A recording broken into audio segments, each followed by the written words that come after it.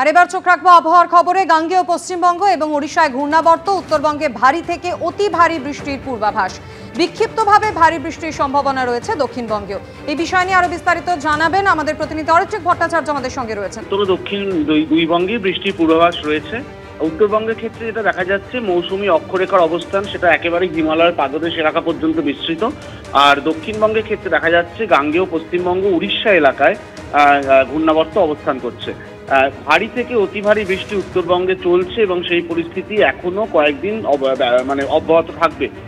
শুক্রবার অর্থাৎ আজকের ক্ষেত্রে এটা বলা হচ্ছে যে ওপরের দিকের 5 জেলা দার্জিলিং, কালিম্পং, আলিপুরদুয়ার, কুচবিহার, জলপাইগুড়ি, এই 5 জেলায় বিক্ষিপ্ত ভারী বৃষ্টি চলবে এবং সেটা শনি রোববার পর্যন্ত অব্যাহত থাকবে।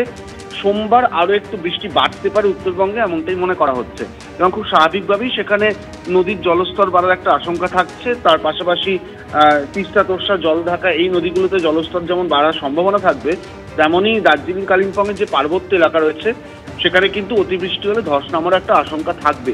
আর দক্ষিণবঙ্গের ক্ষেত্রে এটা বললাম যে বিক্ষিপ্তভাবে ভারী বৃষ্টির পূর্বাভাস রয়েছে। আজকে মূলত ভারী বৃষ্টির সম্ভাবনা রয়েছে পুরুলিয়া, পশ্চিম বর্ধমান, বীরভূম, দক্ষিণ 24 পরগনা এই জেলাগুলিতে।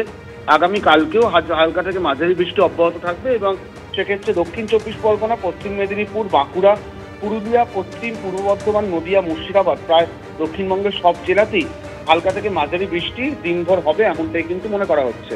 রোববার থেকে সোমবার বৃষ্টির সম্ভাবনা কিছুটা দক্ষিণবঙ্গে কমবে, কিন্তু উত্তরবঙ্গে বৃষ্টি কিন্তু আপাতত মঙ্গল বুধবার পর্যন্ত অব্যাহত থাকবে এবং সেখানে কিন্তু অতিবৃষ্টির একটা সম্ভাবনা রয়েছে।